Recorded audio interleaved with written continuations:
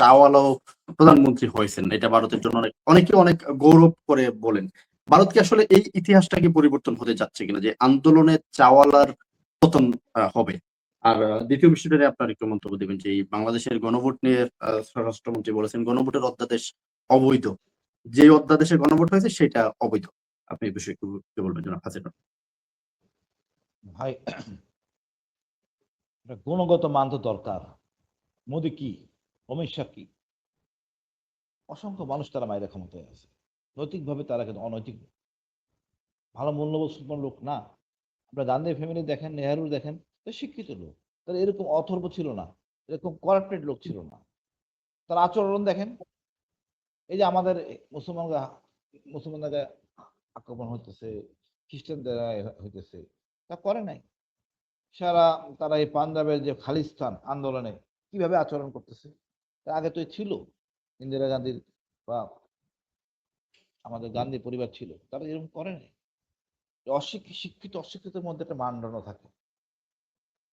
এখন এই যে মনে করেন যে ভাই বললেন হয়তো ছাত্রদের আন্দোলন, না ছাত্রদের আন্দোলনের মধ্যে থাকবে না তো।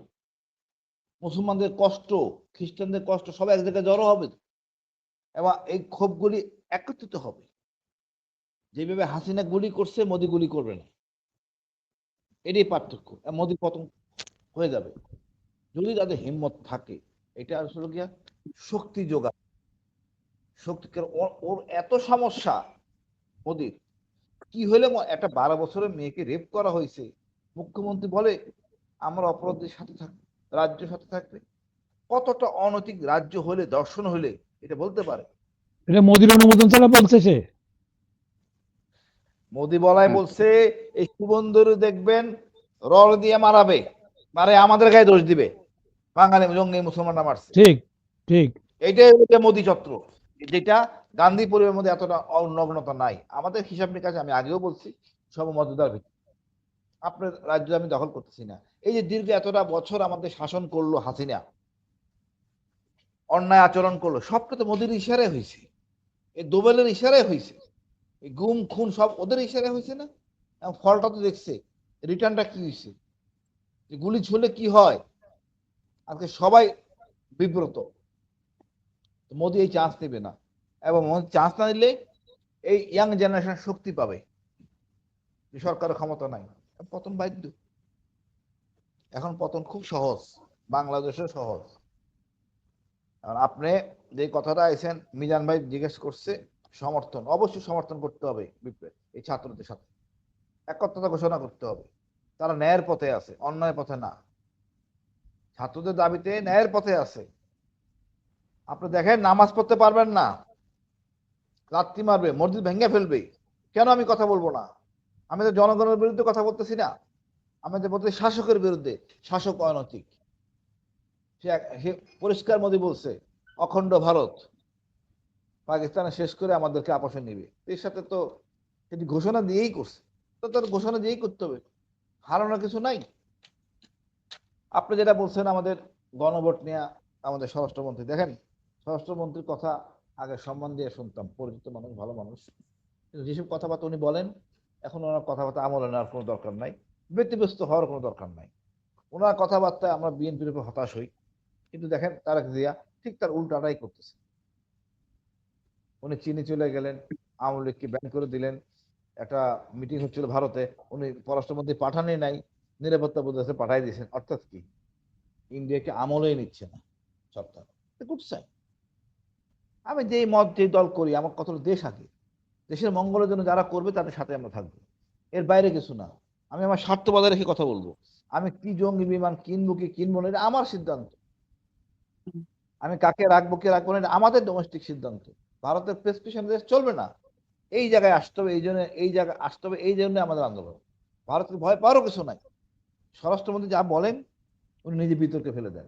এটা যদি গণভোট অবৈধ হয়, তার নির্বাচন অবৈধ, সে নিজেও অবৈধ, বিএনপি অবৈধ। বুঝে এই কথাগুলি উনি উনি এই আস্তে ধীরে ধীরে আস্তে আস্তে উনি এটাও মেনে নিবেন। গণভোট দেখবেন এর থেকে বেরোতে পারবেন না। যত দেরি করবেন ওনার ভোট তত কমবে, ওনার ভোট মানে বিতর্কে ভরে যাবেন।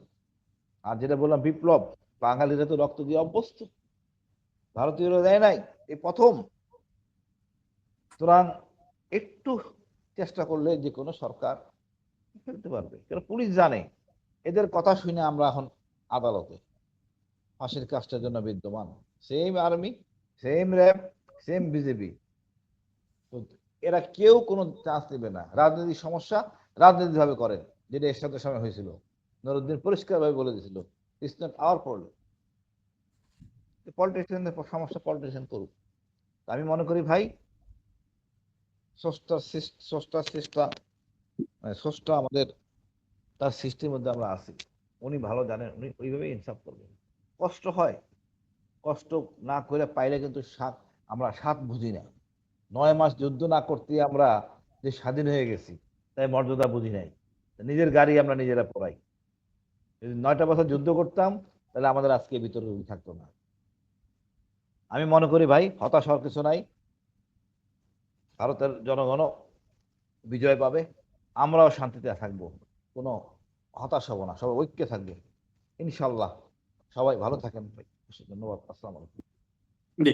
আচ্ছা, আমি একটা বিষয় একটু বলি জনাব হাসিনুর রহমান। বাংলাদেশের অনেকের মধ্যেই এই প্রশ্নটা রয়েছে যে যদি নরেন্দ্র মোদী সরকারের পতন হয় বা মোদী সরকার চলে যায়, সেক্ষেত্রে শেখ হাসিনার আহ আশ্রয়স্থল কি ভারত থাকবে, নাকি শেখ হাসিনাকেও অনেকটাই ট্রাবলে পড়তে হতে পারে?